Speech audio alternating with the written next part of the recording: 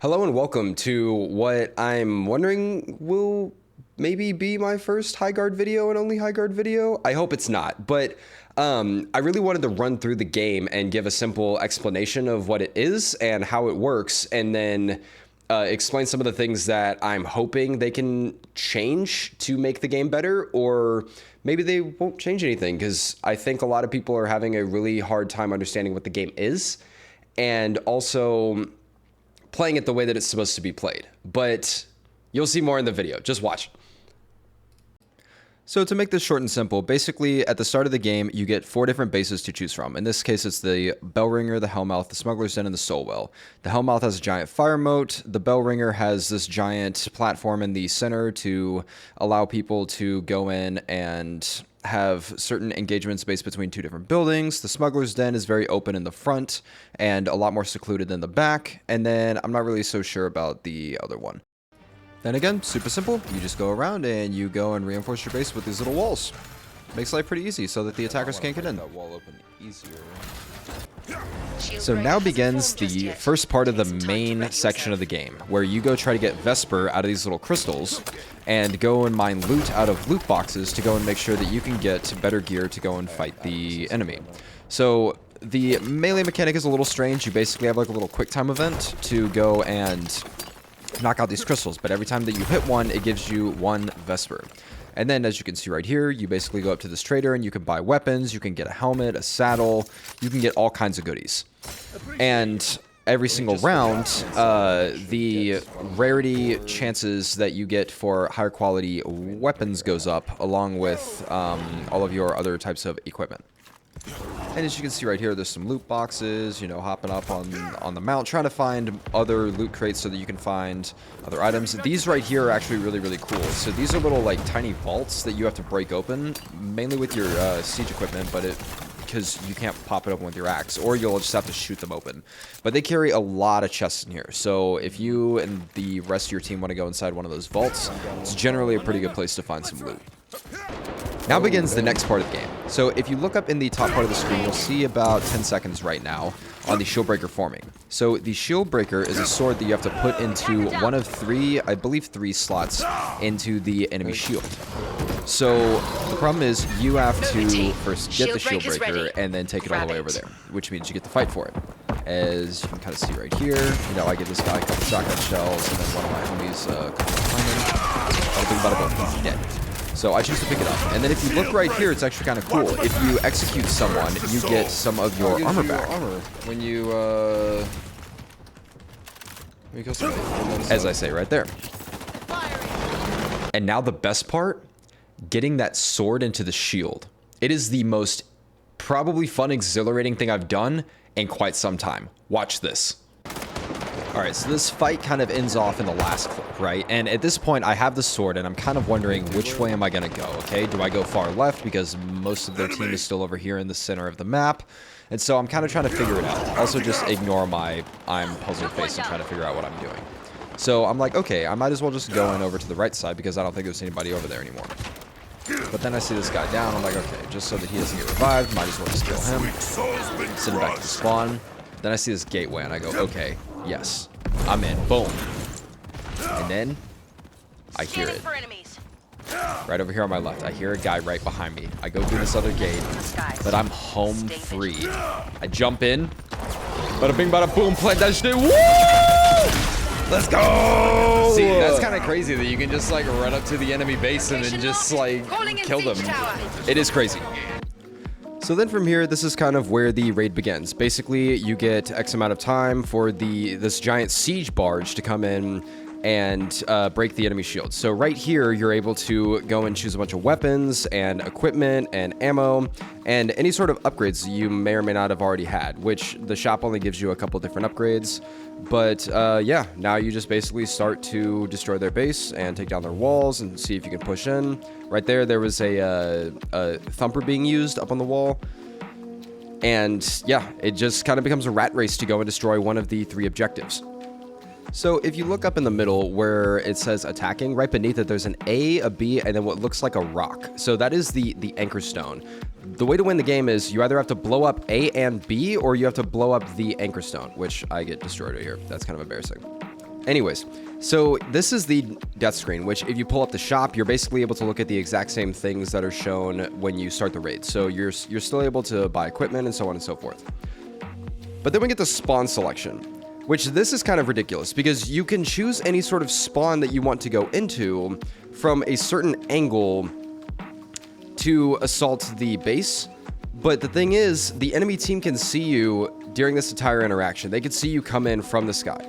So here's where my creative difference of opinion comes in. So to me, I don't think it's, I mean, from a cinematic perspective, yes. The idea of being able to see the enemy coming at you and also being able to see the enemy inside of their base, it does a lot for cinematics and it does a lot for setting the environment. But what it doesn't do is having a limited amount of lives and having choke points being centered at you from all directions, where like if your siege barge is right here and you can go about this far onto the map and you're able to spawn within that range, the enemy is going to see you at some given point. I mean, there are certain bases where you can't actually see them very well, but on most of the bases, you can straight up see the enemy team spawning in and basically knowing exactly where they are, also considering that the footsteps are very, very loud. And it makes attacking quite difficult, also kind of taking away from the fact that, hey, we just basically succeeded in one flag capture the flag. So we get our 35 points off of your health total, but the problem is, at least in my eyes, if I'm running a raid and I only have an X amount of lives, from a gameplay perspective, it seems a bit cheap that we break through the walls and then you know exactly where I am.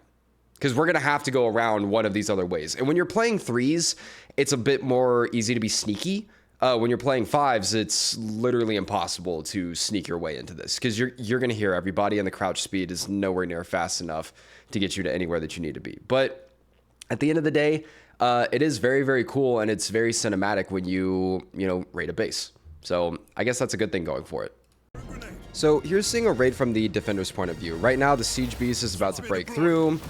The raid starts, boom, shield opens up, and I mean, as you can see the enemy walking straight through the gate, which, I think I'm doing some kind of damage. We got a little recon going here, so I know there's a guy back there.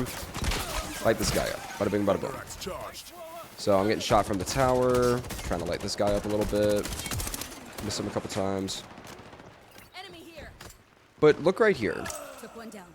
So their current funneled location is right in front of the base in the largest line of sight area that is on the map. Right, which means that they need to now go to the left and right side of wherever their siege beast is and try to break open some of those walls, right? So there's not like a set timer, I don't believe. I think that it just goes based off the lives. Wow, and I whiffed those first two. I'm reloading. But right here, you can see that I haven't moved yet, and I'm still applying pressure to their team. And they've got, 3 or 4 other people that could be going to the other side, but we haven't seen anybody yet.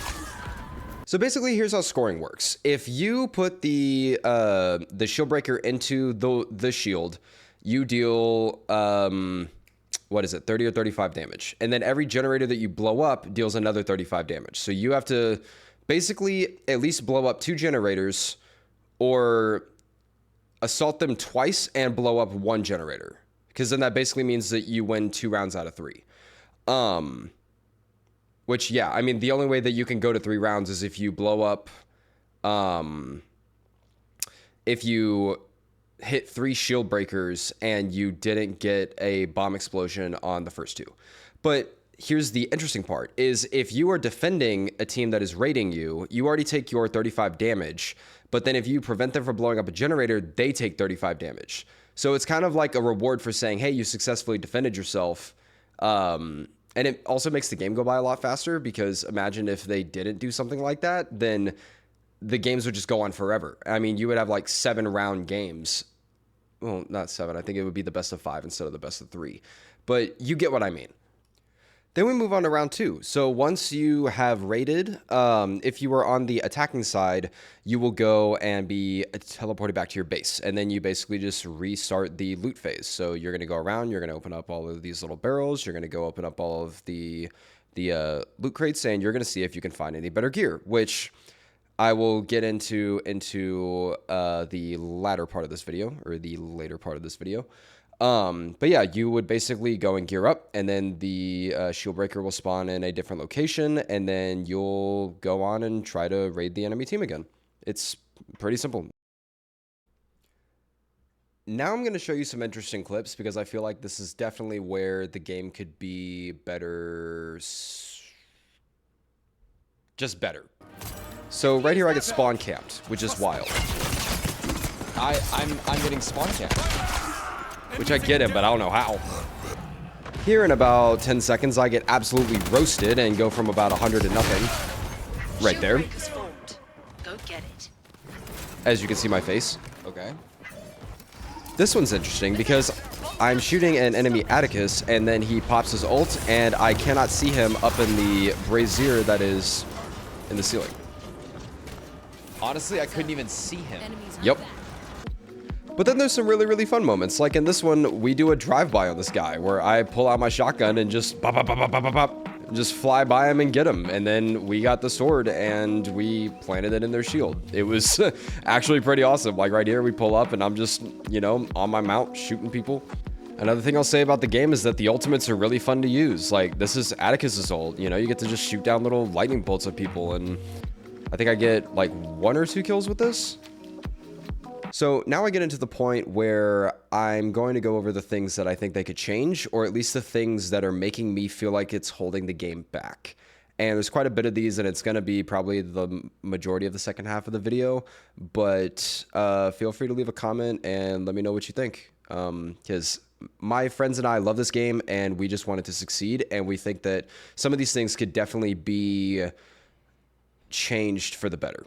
So the practice range. This is the thing that kind of bothers me, but a thing that somebody just mentioned about, a buddy of mine mentioned this last night with Apex Legends and the comparison between Apex Legends and this. And so if we look at the loadout, right? Let's take the Vanguard, right? So the base white rarity, there is no special anything on it. There's no add-ons, no what we would basically call attachments. So let me go back into the base real quick and actually showcase this easier. It would probably be easier doing this up against the wall. So let's just say I'm aiming against this wall at this crack, right? And I hold down the button to shoot, but I don't change any sort of aim, right? Shoots up, then kind of trails back to the right, trails back to the left. Okay, so then we're gonna go change it to the next version. Magazine size and stability. Okay, so the stability. So I'm guessing that has to do with recoil control, right? So let's do that. Which it kind of has the exact same pattern. So when we're talking about stability, what exactly are we talking about? Because the recoil looks almost the exact same. So it's the same pattern, no big deal. So now, uncommon plus? Yeah, I'm not even entirely sure what this means, uncommon plus.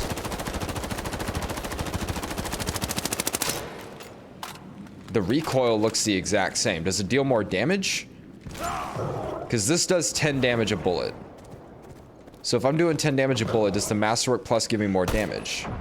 No, it does not. 17 for a headshot, 10 for... Okay. Let's go back over here. So again, so the uncommon increases the magazine size and the stability, but then the uncommon plus plus still has the same upgrades. But like, what makes it expertly upgraded? I'm not sure. Is it the magazine size? Hold on, let me look. So it's 44 for this.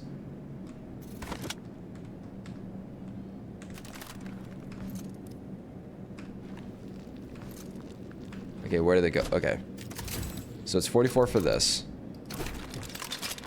48. Okay, so it gets a bigger magazine, but it looks like it has the same... Yeah, it's the exact same recoil. So now, faster reload, faster swap. Makes sense. 50 round magazine. Pretty much same pattern of recoil as the first 2 sets. So it was a 50 round magazine.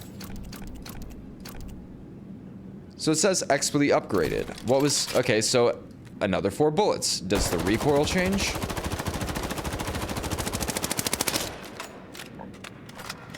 So that's the thing. I feel like the... So, I mean, let's go to this. Massive magazine, but slower reload time. Okay, so now I get a 75 round mag.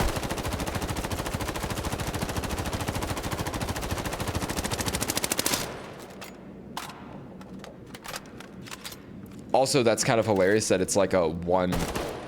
It's like the same size magazine practically is what the other one looks like. But, so that's the thing, is... A buddy of mine was telling me that it doesn't look... So in Apex, if you opened up your inventory, or a lot of these other survival shooters, oh my god. Not survival shooters, battle royales. A lot of them include attachments for your weapons. This system basically removes the need for attachments and kind of just implicitly like adds them into the rarity of the gun, which is cool. The problem is it doesn't look like there's really that much of a difference between the recoil pattern of this. It literally looks the exact same.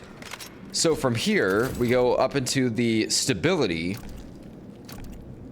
Because purple tier is just faster reload, faster swap, which, I mean, makes sense. But the stability of the blue one to the white tier, the recoil looks the exact same. So when you really look at it, okay, bigger magazine size, which then the masterwork one gives you an extra 4 bullets. Then this is... Wait, is this the same magazine size? 44... 50. So it's also bigger magazine size. So why isn't that labeled? So you have multiple different tiers, but the naming of the naming convention of the rarities doesn't actually tell you everything that's going on. And again, like, what is stability? Because when I read stability, I think recoil control. So then why is magazine size white and not purple? Is it just saying that the magazine size and the stability isn't changing, and what's actually changing is the faster reload and the faster swap? Because that's still a lie. Like, the magazine size is still getting bigger, so why is that not purple as well? Right? And then you've got legendary, which apparently doesn't change any of the things below, but just gives you a massive magazine. I mean, so let's go load up the dynasty. I mean, has a little bit of a different pattern. So 22 round mag, magazine size and stability goes up to 28.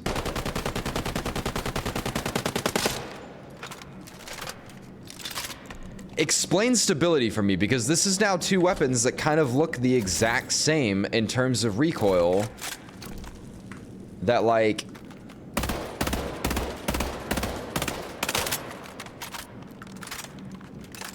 okay, I mean, the saber rifle looks like that. Magazine size and stability.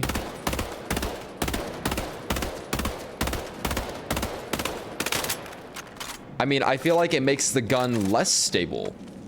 I feel like the larger the magazine size, the more that you hold on to the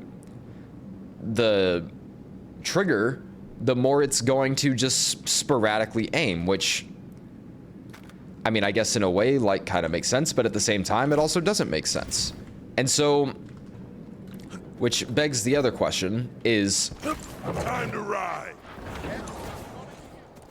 I mean, you know, you come over here with a saber rifle, you can knock somebody with a blue saber rifle in, you know, 2-3 bursts. The problem is, like, also, yeah, it sucks that they didn't change that. I mean, I guess that's not changing.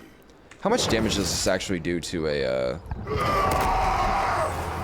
Oh, it didn't do anything to him. Dude, that hit reg is actually kind of crazy. Hold on.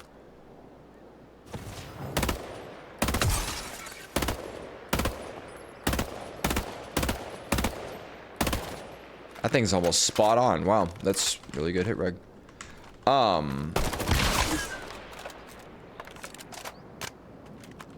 But yeah, I mean, things like this just don't make any sense. Like, what does this mean? Because it doesn't seem like... So, like, take a Viper, for example, right? Why does the Viper deal the same amount of damage as the Vanguard? Isn't that crazy? And then the Dynasty does an extra 4 more, but it shoots a little slower?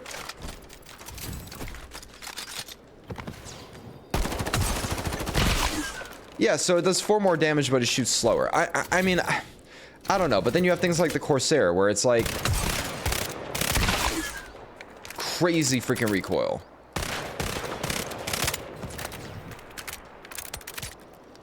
I mean, that's sort of besides the point, but